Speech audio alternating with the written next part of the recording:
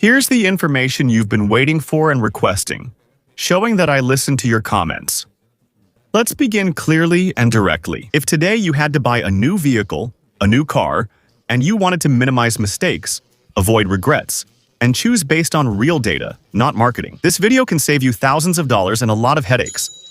And in other videos, I had already talked to you about the best pickup trucks and also about the best SUV trucks. But today, I'm going to show you the list of the 10 best vehicles of the year, 2026. According to one of the most respected studies in the industry, this list, which also includes some SUVs and a pickup, is not a list of personal preferences, it's not social media hype, and it's not hidden advertising. Just to clarify, this is hard, tested, and compared information. Stay until the end, because there's one model on this list that you probably didn't expect to see here, and another one that perfectly explains why some vehicles sell themselves. Welcome. And we're going to start with the small car segment, and here the main character is none other than the Honda Civic. Yes, gentlemen, this model has been a benchmark for years. But for 2026, there's a key detail. The best version isn't the basic one, it's the hybrid. It keeps everything good about the traditional Civic, the gasoline one. Quick steering, agile handling, a pretty comfortable suspension, and a surprisingly spacious interior for its size. But now it adds a hybrid system with a 2.0-liter engine that delivers 200 horsepower 50 more than the gasoline version. Keep that in mind, and that translates into much livelier acceleration, and also achieves a combined fuel consumption of 44 miles per gallon. That's approximately 18.7 kilometers per liter. It's not just efficient, it's also fun to drive, something that's increasingly rare in the compact segment. Now let's move on to a mid-size sedan. And here we have an old acquaintance, one of the best-selling models in the United States, the Toyota. Which Camry for 2026 Toyota has made an interesting decision. Now the Camry is only sold as a hybrid. And I think that move worked out very well for them. With that 2.5-liter engine, it achieves 48 miles per gallon combined, about 20.4 kilometers per liter, a figure that many compact cars would envy. Add to that a balanced ride, good driving comfort, and a practical interior, with physical buttons, which are still appreciated, since some brands are deciding to eliminate physical buttons. I recently tested a Cooper and wow, what a headache. I mean, nothing intuitive. Well, that's another story. Also, all versions of the Camry can be configured with all-wheel drive, which is uncommon in that segment.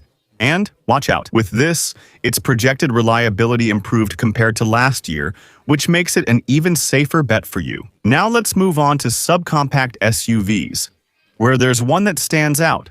The Subaru Crosstrek makes it onto that list again. Subaru. Well, here they call it Subaru. In Latin America, it's Subaru. Let's see. The Subaru fine-tuned the formula. All the gasoline versions now use a 2.5-liter engine with 180 horsepower, always with all-wheel drive. That's Subaru's signature feature. The combined fuel consumption, pay attention, is 29 miles per gallon, which is equivalent to 12.3 kilometers per liter, and the hybrid version goes up to 36 miles per gallon. That's about 15 kilometers per liter. But beyond the numbers, the Crosstrek stands out for its ride quality. Owners report that it absorbs bumps much better than other larger cars. Does it feel comfortable both in the city and off-road? The ground clearance also makes it easier to get in and out, something many buyers value more than they admit. And here's an important preview. More on that later. In this video, there's a mid-size SUV, a mid-size sport utility vehicle that achieves something almost impossible these days. Real space for adults in 3 rows, and fuel consumption that rivals much smaller vehicles. Stay tuned, because this model explains why Toyota continues to dominate certain segments. We continue with compact SUVs, and here the chosen one is the Subaru Forester. That Forester was already good, but for 2026, it becomes even more interesting thanks to a new hybrid version. Hybrids are taking the lead. It maintains its excellent visibility.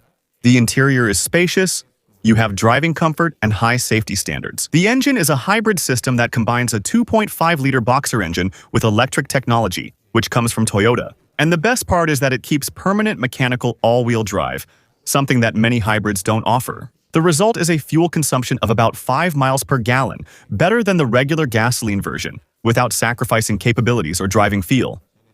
Are you enjoying all this information? Well, if you're enjoying it, I ask you to give it a like and also subscribe to the Freedy Car Power 360 channel. People are cloning my videos, which isn't right. I'm sharing this so you get the information firsthand, and that way, we help other buyers. other people who are interested in buying a vehicle in 2026 to have good information. It's a good reference, a good starting point. So if you like it, it helps other people see it, and the point is to help you, and I thank you from the bottom of my heart. Now let's move on to the mid-size 3-row SUV. Which one is the Toyota Grand Highlander? This vehicle solves one of the biggest problems in the segment. Real space in all 3 rows, and there's still room for luggage in versions with 18-inch wheels. The ride comfort is outstanding, but the real game changer is its hybrid version with 245 horsepower, which accelerates just like the conventional turbo engine. And even so, it achieves 35 miles per gallon, which is about 14.9 kilometers per liter combined. That's compact SUV efficiency in a family vehicle that's large. If you're wondering why I'm not mentioning prices, it's intentional in this video.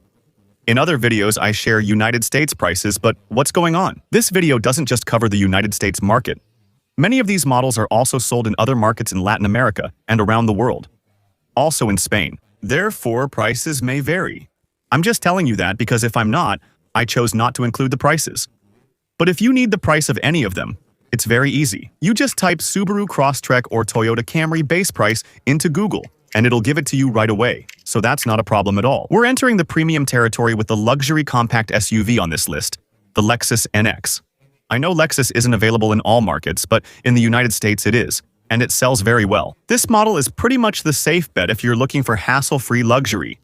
The interior is high quality, with soft materials and well-built controls. The hybrid version noticeably improves the smoothness of power delivery and reaches 38 miles per gallon, which is about 16 kilometers per liter. And if we're talking about the plug-in hybrid NX, things get serious. Combined power and up to 37 miles of pure electric driving make it fast, efficient, and reliable. A combination that's hard to achieve. Later, we'll discuss a big pickup truck, which shows that electrification isn't always about saving fuel.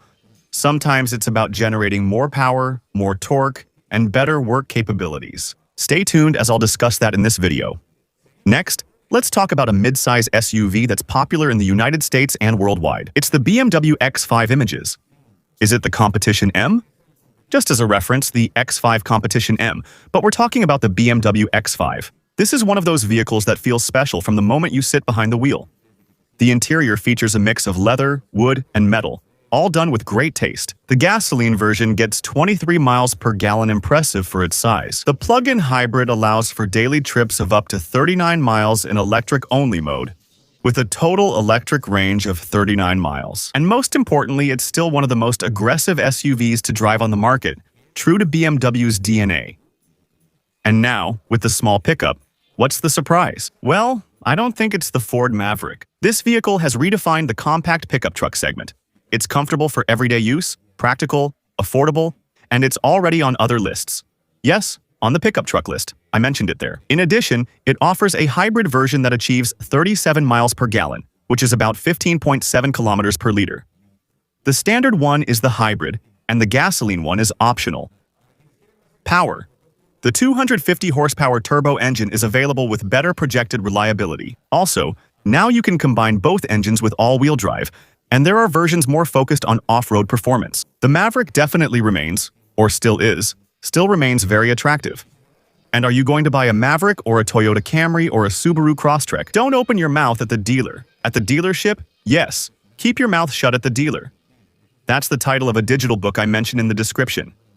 How can you get it? Because there are things you can't say. Because they're used, let's say, to your disadvantage. So take a look and you'll see how. And soon there will be an update to that book with a character at the dealer who is terrible. I mean, you really have to watch out for him in that book. Will you notice when the update comes? But for now, the 10 things you shouldn't say at a dealer that could work against you and the strategy you should use. Let's go to the big pickup, and here comes the Ford F-150. The F-150 isn't the best-selling one by chance for 2026. It improves its reliability and keeps a very solid range of engines, from the 325 horsepower turbo, 325, to the 400 horsepower V8. But the star is the 430 horsepower hybrid V6, which delivers 570 pound-feet of torque. Here, electrification doesn't aim for extreme efficiency. It aims for power, and it achieves it. Ideal for towing and heavy-duty work. Plus, it comes with advanced assistance systems like the semi-autonomous Blue Cruise driving system. We finish with the electric vehicle, the Tesla model, And yes, it's still the best-selling electric car for a reason. It offers practical design. I don't really like the design that much, but it sells like hotcakes here in the United States. I think it's also selling well in Mexico. Tell me about our Mexican friends, my Mexican friends. Tell me, how well is the Tesla model doing over there? And in the comments, it offers a practical design, great range, pretty fast acceleration, and access to the supercharger network. By 2026, the ride quality, sound insulation, and interior will improve. Because I drove the 2024 model, and honestly, the interior leaves a lot to be desired. But well, they've improved it. It has also added a rear screen in higher versions. But the most important thing is that its reliability keeps improving, which makes it more and more attractive for those who still hesitate to make the jump to the electric world.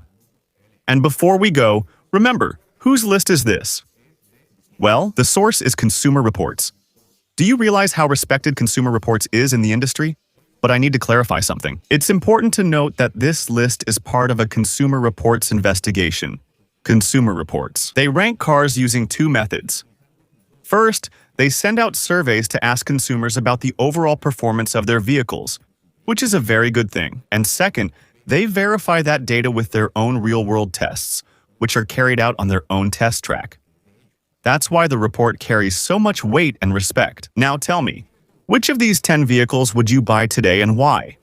Do you have any of these from a previous year? Also tell me, how has your experience been with that brand and with that specific model? I want to hear your thoughts. Did any vehicle surprise you, or is there one you'd never choose? Share in the comments and let's keep talking. That's all. I hope this video was helpful.